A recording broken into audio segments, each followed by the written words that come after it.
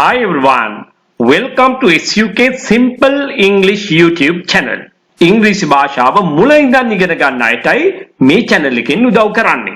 සහ n නිවැරදිව භාවිතා කරන්නේ කොහොමද කියලා උදාහරණ සමග සාකච්ඡා කිරීම මේ පාඩමේදී අපි කරනවා.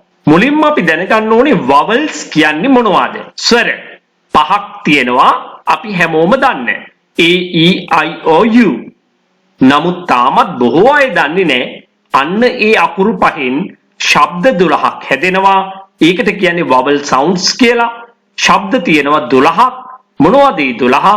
අ ආ එ ඒ ඊ ඊ උ ඌ ඒ ඒ ඕ ඕ කියලා ශබ්ද 12ක් තියෙනවා ඉංග්‍රීසි භාෂාවේ vowel sounds ස්වර ශබ්ද. අපිට මේ පාඩමට වැදගත් වෙන්නේ vowels නෙවෙයි vowel sounds කියලා හොඳින් මතක තියාගන්න. ඒක ලස්සන ගෙතරක්.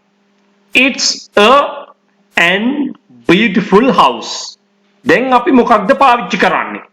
අන්න එතනදී ඔයාට ඕන වෙනවා vowels නෙවෙයි vowel sounds. දැන් බලන්න beautiful කියන වචනය ආරම්භ කරනකොට ආරම්භක ශබ්දය vowel sound එකක්ද? නැහැ. අන්න ඒ නිසා අපි පාවිච්චි කරන්න ඕනේ vowel sound එකක් නොවන නිසා. It's a beautiful house. ඒක පරණ ගෙදරක්. old කියලා කියනකොට උච්චාරණය ආරම්භ කරන්නේ o කියලා. vowel sound එකක් තියෙනවා. එහෙමනම් නියත වශයෙන්ම පිළිතුර an. It's an old house. ඒක ගොඩක් පරණ ගෙදරක්. අන්න දැන් පරණ ගෙදරක් නෙවෙයි ගොඩක් පරණ ගෙදරක්. very old house. වේ කියලා තමයි ආරම්භ කරන්නේ උච්චාරණය. එතකොට වේ කියලා කියනකොට vowel sound එකක් නෙවෙයි. අන්න ඒ නිසා පිළිතුර It's a very old house. ඒක ඉංග්‍රීසි පොතක්. English book.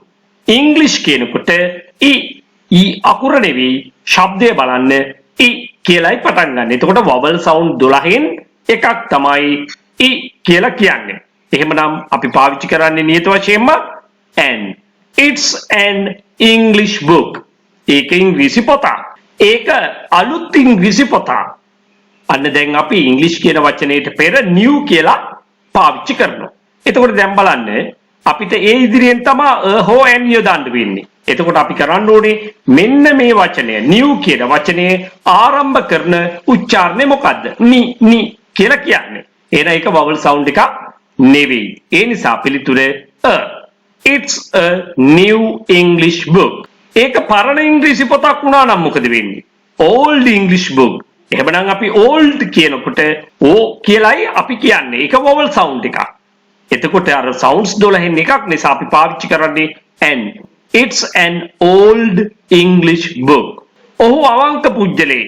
He is කියලා කෙටි කරනවා අපි කතාවේදී. He is. දැන් මෙතන වචනය h අකුරෙන් පටන් ගත්තට උච්චාරණය කරන්නේ o අකුරේ ඉඳන්. honest. පැහැදිලිද? honest person. දැන් බලන්න vowel අකුරක් නැහැ. ඒ කියන්නේ a e i o u මෙතන නැහැ. නමුත් මේ වචනය ශබ්ද කරනකොට honest කියලායි කියන්නේ. h අකුර ශබ්ද කරන්නේ නැහැ. honest කියලායි කියන්නේ. එතකොට vowel sound එකක් තියෙනවා. දැන් අපිට පාඩමට වැදගත් වෙන්නේ vowel sounds. එහෙමනම් o කියන ශබ්දයේ තියෙන නිසා නියත වශයෙන්ම පිළිතුර an. He's an honest person. ඔහු අවංක පුද්ගලයෙක්. ඔහු ගොඩක් අවංක පුද්ගලයෙක්. අන්න දැන් honest කියන වචනේ ඉදිරියෙන් very කියලා අපි පාවිච්චි කළොත් අන්න ඒ වචනය ආරම්භ කරන ශබ්දයයි දැන් වැදගත් වෙන්නේ සහ n යොදන්න කලින්. very වේ. එතකොට vowel sound එකක් නෙවෙයි. අන්න එතකොට පාවිච්චි කරන්න වෙන්නේ අපිට he is a very honest person. ඔහු ගොඩක් අවංක පුද්ගලයෙක්. අර තියෙන විශ්වවිද්‍යාලයක්. That's blank university කියලා තියෙනවා. දැන් අකුරු විදියට බැලුවොත් නම් vowel එකක් තියෙනවා a e i o u u අකුර තියෙනවා. නමුත් vowels වලින් නැති පළක් නෑ මේ වෙලාවේ. අපි බලන්න ඕනේ vowels වලින් හැදෙන ශබ්ද 12 තියෙනවද කියලායි. එහෙමනම් university කියද්දී උච්චාරණය ආරම්භ කරන්නේ u කියන ශබ්දයෙන්. ඒ නිසා ඒක vowel sounds 12න් එකක් නෙවෙයි. එතකොට අපි පාවිච්චි කරන්නේ that's a university. අර තියෙන්නේ විශ්වවිද්‍යාලයක්. දැන් බලන්නකෝ u අකුරෙන් ආරම්භ වෙන අපි හැමෝම දන්න වචනයක් තමයි umbrella කියලා කියන්නේ. නමුත් මෙතනදී umbrella කියලා උච්චාරණය ආරම්භ කරන්නේ umbrella. අන්න එහෙනම් කියන ශබ්දය අපිට vowel sounds 12 තියෙනවා. එහෙනම් මේ vowel sounds 12න් එකක් තමයි කියලා කියන්නේ. ඒ නිසා අපිට පාවිච්චි කරන්න වෙනවා an. That's an umbrella. එහෙමනම් දැන් ඔයාට හොඳටම පාඩම පැහැදිලි ඇති. vowel sound එකකින් ආරම්භ කරන වචනයකට පෙර an යෙදිය යුතුයි කියලා. එසේ නොවන අවස්ථාවලදී භාවිතා කරනවා. පැහැදිලිද? හොඳයි. දැන් මේක තමයි සාමාන්‍යයෙන් අපි පාසලේදී පොතේ පතේ ඉගෙන ගන්න කරුණු කාරණාව. නමුත් ඔයා මතක තියාගෙන ඉන්න අපි ඉංග්‍රීසි ඉගෙන ගන්නේ විභාග ලියන්න විතරක් නෙවෙයි. මේක ප්‍රායෝගිකව කතා බහේදී යොදා ගන්න. එතකොට අපි ෂණිකව තීරණය කරන්න ඕනේ යොදනවාද an යොදනවාද එහෙම නැත්නම් මේ දෙකෙන් එකක්වත් යොදන්නේ නැද්ද කියලා. අන්න ඒක තීරණය කරන්න නම් ඔයා මෙන්න මේ කොටස අනිවාර්යෙන් බලන්න ඕනේ. සහ an යෙදීමට පෙර සලකා බලන්න ඕනේ කරුණු කාරණා කීපයක් තියෙනවා. සහ an යෙදිය හැකි ගණන් කළ හැකි ඒක වචන නාම පදයකට ඉදිරියෙන් පමණයි. an is used with the countable singular noun. The relevant word must be a countable singular noun before using on. hari n hari යොදන්න කලින් ගණන් කරන්න පුළුවන් වෙන්න ඕනේ. ඒක වචන වෙන්න ඕනේ. නාම පදයක් වෙන්න ඕනේ. ඉතින් මේ කරුණු කාරණා ඔක්කොම එකට කියන්නත් පුළුවන් මේ විදිහට.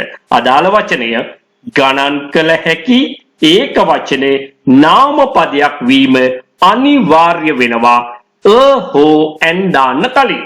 පොඩි උදාහරණයක් කිව්වොත් birds කියන වචනය කුරුල්ලෝ. දැන් මේ වචනේට හෝ an දාන්න පුළුවන්ද බලන්න. ගණන් කළ හැකිද countable ද? ඔව්. birds කියන වචනේ ගණන් කරන්න පුළුවන්. singular noun එකක්ද? නෑ. ඒක plural noun එකක්.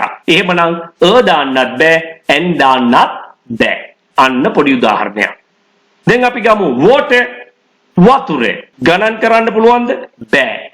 singular noun එකක් හැබැයි. ඒක වචන නාම පදයක්. නමුත් ගණන් කරන්න බෑ. අන්න ඒ නිසා අපිට වත් an වත් යොදන්න බෑ. නමුත් water bottle කියලා ගත්තොත් එහෙම water bottle කියලා වතුර බෝතලය ගණන් කරන්න පුළුවන්ද? පුළුවන්. ඒක වචනයක්ද? ඔව්. නාම පදයක්ද? ඔව්.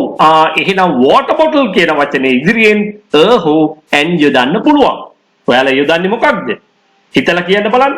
water bottle කියපුවම vowel sound එකක් නෙවෙයි. එහෙනම් water bottle කියලා පාවිච්චි කරනවා. නමුත් water bottles කියලා තිබුණොත් ගණන් කරන්න පුළුවන්ද? ඔව්. හැබැයි singular noun එකක්ද? නෑ. ඒක plural noun එකක්.